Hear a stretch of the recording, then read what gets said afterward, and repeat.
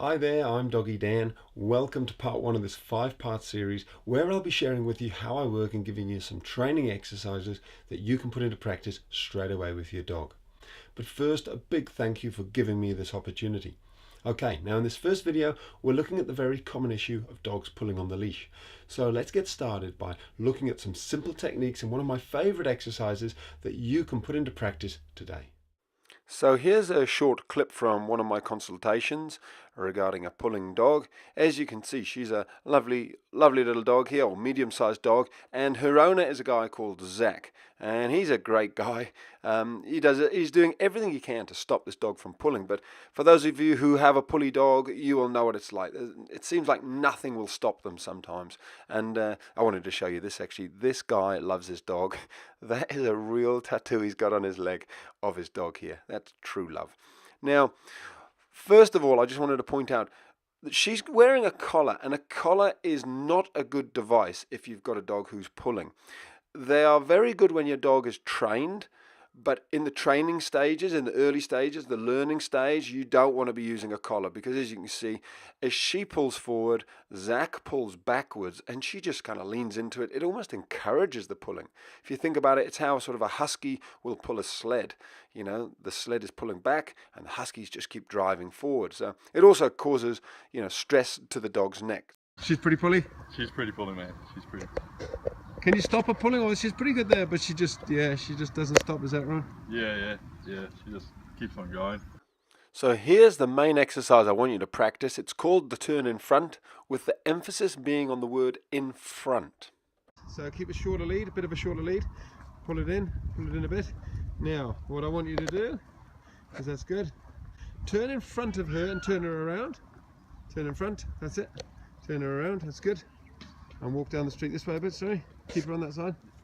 And now, turn in front of her again and turn her around again. That's it.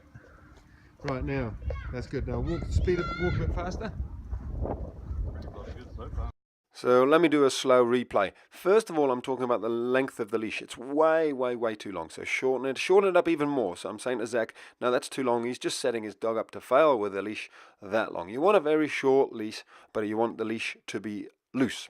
And here's the turnaround. So his right thigh goes across the face of the dog. You actually want to turn your dog's head in that situation, get their head to turn, and then you keep your dog in the same hand, sort of keep them on your right in this situation, turn the dog's head again there, beautiful turn. And Zach's walking the dog on the right, that's fine, you can change it later on if you want to. So that simple but powerful exercise is called the turn in front. It's far more effective for stopping your dog from pulling than just yanking on the leash. So I just want you to practice that with your dog when you're out on the walk. How's she doing? Yeah, nice. That's a different dog. Feels better? Yeah, definitely. She's looking, no, keep her walking. Yeah. So what you can do now is you can even relax your arm a bit. Yeah. Just give it a little tug back a little bit, that's it. Yeah. And now wind it in a little bit more so it's not so loose. Yeah. That's good. And now turn in front of her again. That's cool. That's cool. Bring her around. That's good, right. So I'm just going to replay that here because there's a lot of little things going on here. First of all, Zach's dog starts to go off and sniff, and he starts to let her. And I have to correct him and say, no, don't let her sniff. You don't want to let your dog to sniff whenever they want to. You must be deciding that. It's something I'll go into more. I call it the structured and the social walk. The other thing, though, is how long the leash is. Look, he's wound it in there a bit, but it's still too long. You see how long that leash is? It's very hard for him to relax his arm. Look how high his arm is. And that's all because the leash is just way too long. So wind it right in there. She's happier on that shorter leash. So what I thought I'd do is I'd just demonstrate what I mean by a very short leash. You know, I'm not doing anything different. I'm just got a much shorter leash. And when she pulls, I lift it up a little bit. But I'm going to turn in front here. And the powerful thing about turning is it says I'm in charge and I make the decisions. So what I'm going to do here is I'm going to turn in front of her. And there you go. Leash is probably a little bit long even with me there, but what you'll find is if you just watch me for a few seconds here and get the leash under your dog's chin, it helps them relax. You don't want it on that side, you want it under there, make it all comfortable for your dog, and you want to see if you can have your hand almost on your pocket. So if you watch, you should have a relaxed shoulder, a relaxed elbow, and a relaxed wrist. There, she's starting to walk nicely, and I'm speeding it up a bit. As soon as she's starting to pay attention, though, I'm going to turn, because I'm sort of saying, come on, I'm in charge, you follow me. I don't let her sort of lead me.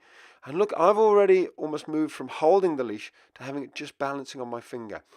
And when you compare that to how she was just a couple of minutes ago, it's a huge change, and we've only been doing this for about 10 minutes or so.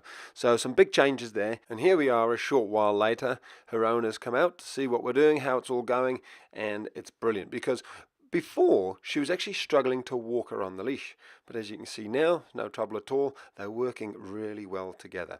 So let me just summarize what we've gone through. First of all, that very, very powerful but simple exercise, the turn in front. You turn in front of your dog like this, and that says to them, I'm in charge.